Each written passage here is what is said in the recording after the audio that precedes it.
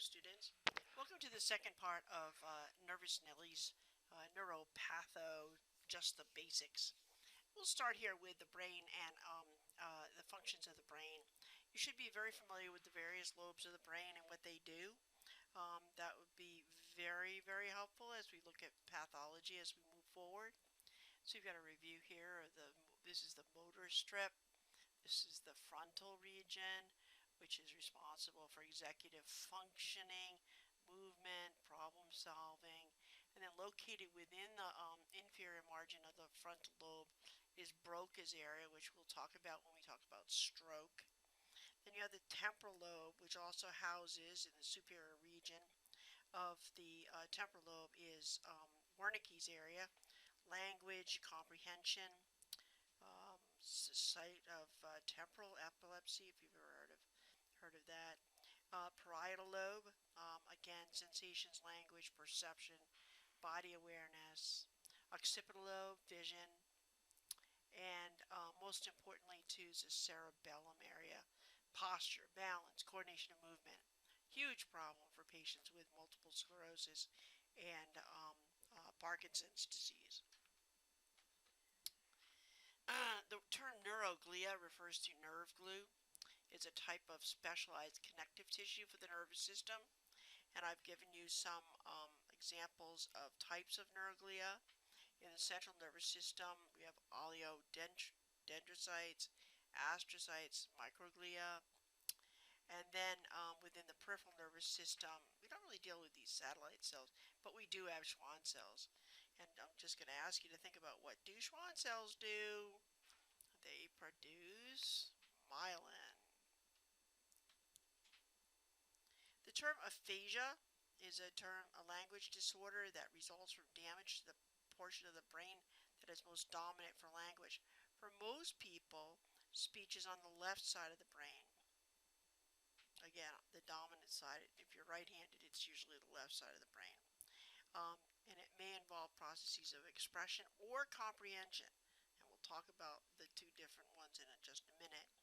Please be sure you are familiar with these two terms. I find students confused all the time. Dysphagia and dysphagia. They sound very similar, but they're very different. So what's dysphagia here is the G is the giveaway. Gag reflex. So this is swallowing, right? Problem swallowing. Dysphagia or dysarthria, I don't have this here, dysphagia is difficulty speaking, right? So make sure you're familiar with those. So when we have a problem with expressive aphasia, we have a problem within Broca's area. Broca's area is located in the posterior inferior frontal lobe, right here. And this has to do with expression or broadcasting language. So damage to this area results in expressive aphasia. So for most people, this would occur as a result of an infarct to the left frontal lobe, because typically people are right-handed. So if they're right dominant, left side of the brain. In this case, with expressive aphasia, speech is non-fluid, labored, and halting. It almost sounds like Tarzan talking, with no functional words, no propositions, conjunctions, etc. Just sort of garbled speech. Auditory comprehension, however, is usually much better. So this is a problem with expression of language. And when we have infarcts to these areas, this becomes a huge issue. To the opposite side, the opposite is Wernicke's aphasia. This is receptive. It's a problem with comprehension, not speech. And this is the area of Wernicke's area in the temporal region of the brain. Global aphasia means that you've got damage to both parts and major communication difficulties here. Usually expression and comprehension is affected. And then there's the blood-brain barrier, and this is a semi-permeable membrane comprised of tightly fitting endothelial cells. Can you see these tightly fitting astrocytes? These are the endothelial cells inside the brain. These got these little foot processes. Can you see that? So they leave a little gap here, and so that's what makes it semi-permeable. And the blood-brain barrier protects the brain and spinal cord from foreign substances, hormones, neurotransmitters, tries to maintain a constant environment for the brain. It's important to know that only lipid-soluble materials can cross readily. Only lipid-soluble materials. So, for instance, when we were trying to find suitable antibiotics that we could give parenterally for patients with meningitis, they had to be lipid soluble or they wouldn't be able to enter into the brain. So it was somewhat of a chemical problem to develop the suitable antibiotics for a long period of time that would actually be able to penetrate and cross over this semi-permeable membrane. Things like nicotine, barbiturates, heroin, caffeine, alcohol, oxygen, and carbon dioxide also immediately cross over.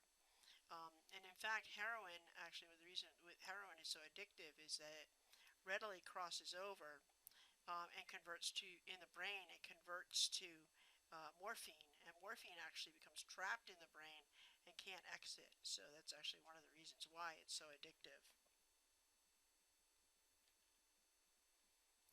You should be familiar with the meninges, the dura mater, the arachnoid mater, and the pia mater. I've got a picture here for you. Please be familiar with these.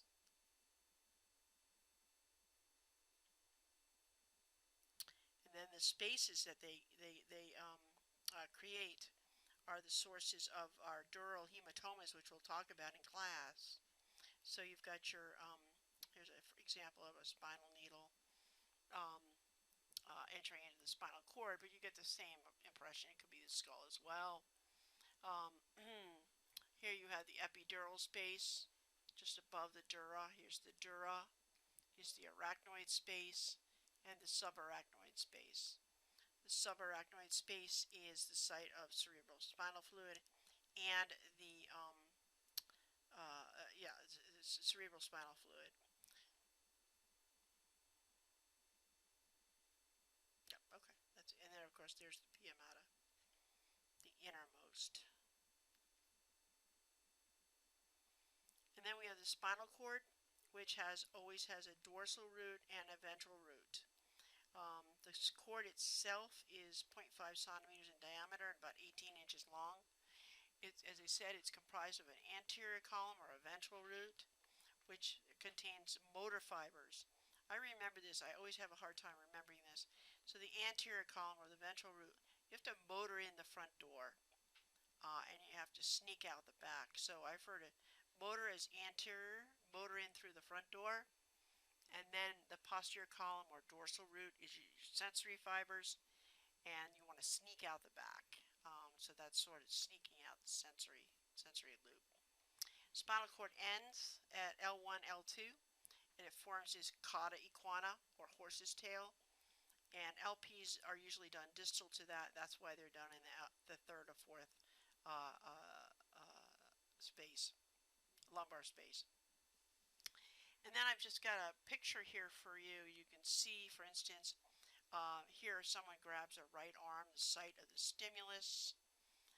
So you've got your sensory fibers here coming in. They meet these interneurons in the spinal cord. And then so you've got your motor in the front door, and then you're out. The efferent fibers are sort of your sensory fibers. I don't know. Hopefully this will help you. Again, just see it here. Your dorsal root ganglion, dorsal root sensory. Sensories come in the front door and motors out. I'm sorry, I did it again. Motor in the front door, sensory sneak out the back. Motor in the front door, sensory sneak out the back. So it's sort of how it's arranged. And you have 21 pairs of these spinal nerves.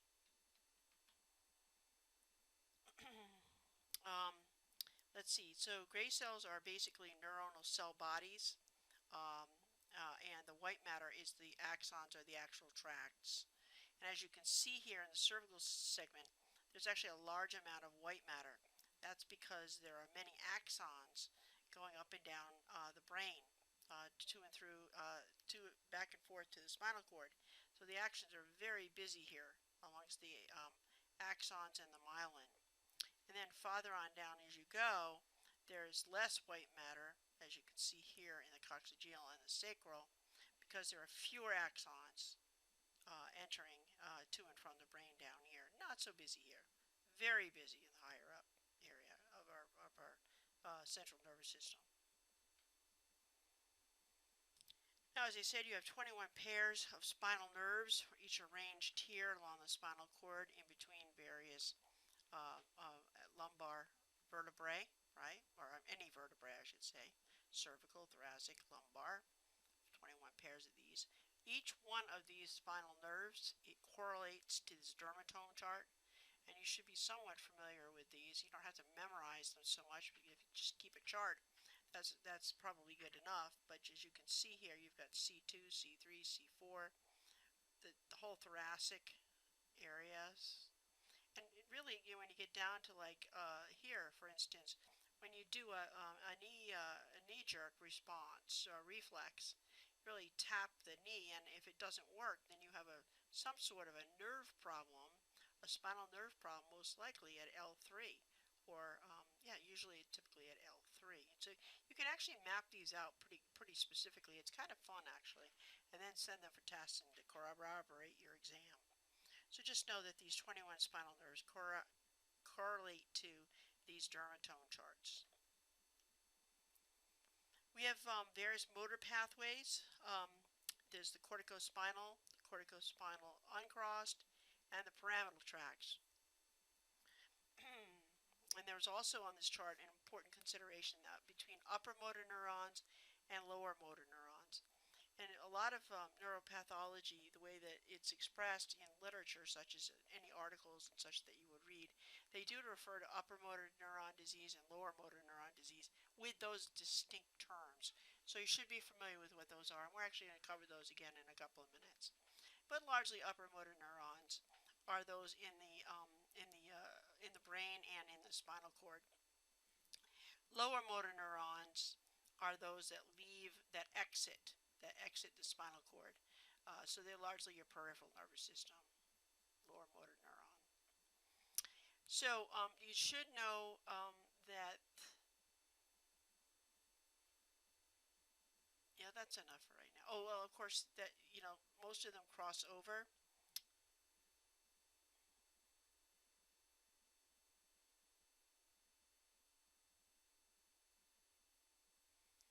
At the level of the medulla.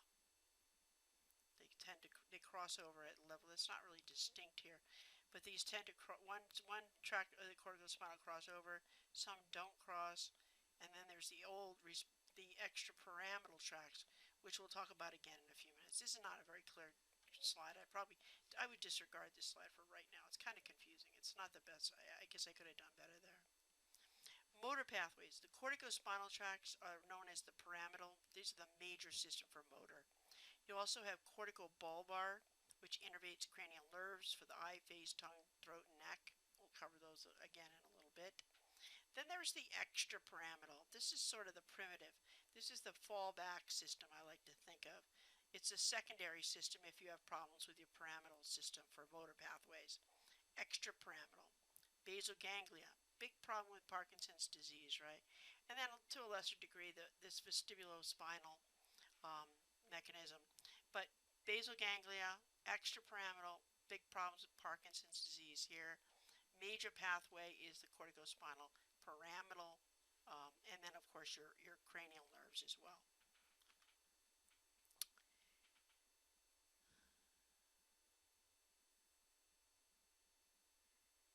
So corticospinal tracts have their cell bodies in the cerebral cortex, in the sensory motor region, and end close to the motor neurons in the brainstem and the spinal cord.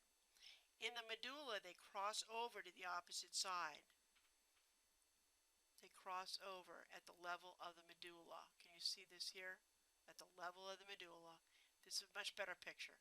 They cross over at the level of the medulla, so that anything that happens, in this case, in the left side of the brain,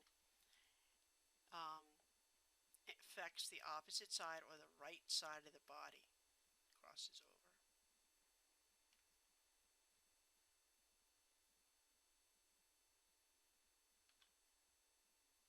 Corticospinal tracts or upper motor neurons serve for that fine, precise movements. Clinical findings with damage to upper motor neurons. You have voluntary movements are absent or weak. The limb usually becomes flaccid. Muscle tone is increased. You actually end up with a spastic paralysis later on. And most importantly, the reflexes are exaggerated or hyperreflexic. A typical example of an upper motor neuron disease that causes hyperreflexia is a stroke. Any patients who have had significant strokes will have an exaggerated Babinski. In other words, they have an abnormal plantar reflex or Babinski, as evidenced here. And I used to take nursing students at the Jewish rehab, and we'd go and I'd show them this. Clearly, if a patient had a stroke, you could elicit this hyperreflexia. So, voluntary movements are absent or weak, typically flaccid. Muscle tone over time becomes more increased in their spastic paralysis, and I've given you the rationale here why. And they are hyperreflexic. This is opposite to lower motor neuron disease, which we'll see in a couple of minutes.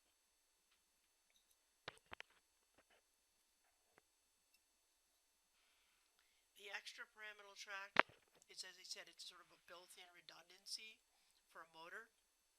It's older, much more primitive system, and it consists of the motor fibers originating in the motor cortex, the basal ganglia, the brainstem, and the spinal cord.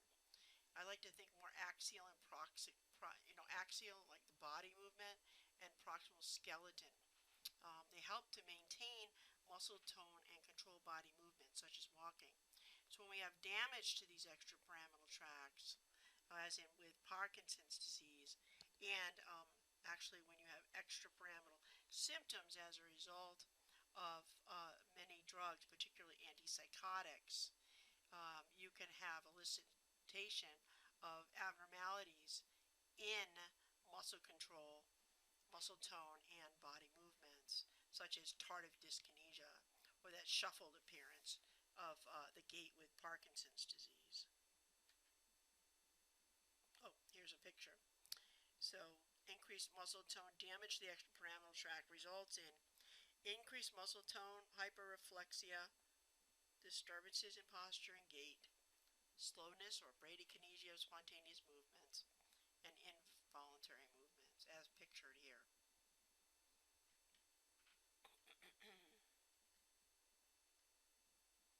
We already talked about the spinal nerves earlier, the 12 pairs, sensory, motor, mixed. Let's pretty much just review this slide.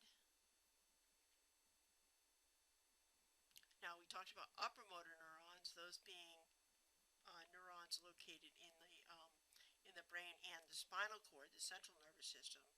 These cells are attached to and activate skeletal muscles, some glands, and cranial nerves.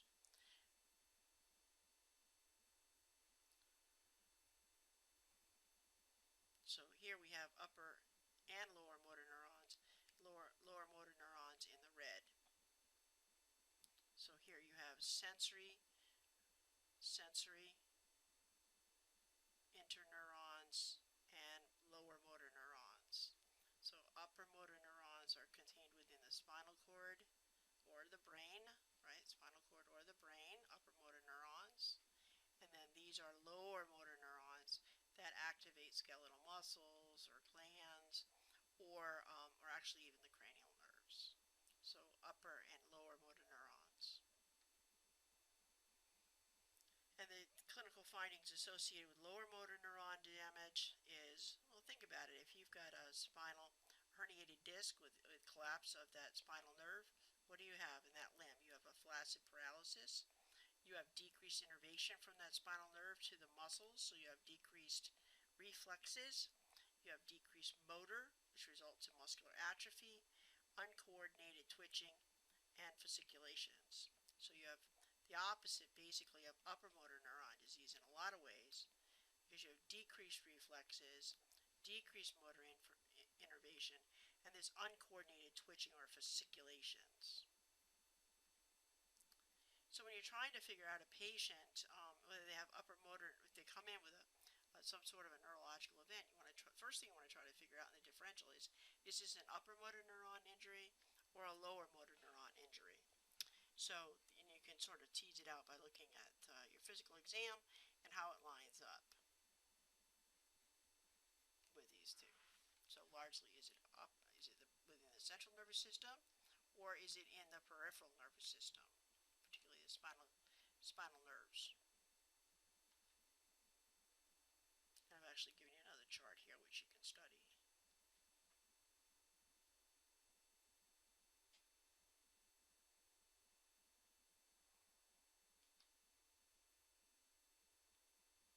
And then we talked a lot about the motor pathways. Please review the sensory pathways as well. There's the lateral spinal thalamic, which deals with pain and temperature, the green marker. Anterior spinal thalamic tract, which is crude touch. And posterior dorsal columns, which is fine touch, vibration. Check it by vibration. And so this is the only one that crosses over. The other ones remain on the same side. So I just have to memorize these, or at least again have a good reference chart. This becomes very important when patients have spinal cord injuries as to what their deficit is, where is it located, and what anticipated problems do you think they will have in terms of sensory pathways. And then there's your lower motor neurons here with your pain receptors, your fine touch, crude touch, and so forth. And when you take health assessment, you'll learn how to assess for these. Particularly this, you use the tuning fork to check for vibration in distal extremities. Sorry. Cranial nerves. Again, I just review those, make sure you know them because you will need to know them. Another good trick to know is to group them together in terms of function. And that's one thing that I have found helpful. For instance, 3, 4, and 6 have to do with your EOMs. So when you're doing your EOMs, you can think this is cranial nerve 3, 4, and 6. When you think about swallowing, it's 9 and 10, right? And actually some of it is also 12. So it's hard to group them in terms of function. It helps to remember when you're looking at them for exams. And here's the reflex arc, which I showed you earlier. Here's a typical motor in the front door, interneurons, sensory. So you tap the list. It's the motor, interneurons. I'm sorry, it's the other way. Sensory, feel the tap, interneurons, and motor out, kick, right? And that usually corresponds to an L3. And so if you do all the series of other reflexes that you can do, such as the Babinski and so forth, you can actually map out the deficits according to the dermatomes. This also gives you a sense of whether or not this is an upper motor neuron disease or is this a lower motor neuron disease, right? Lower. Good. And I've just given you examples of the reflexes. You could be hyperreflexic, hyporeflexic, typically that of lower motor neuron disease.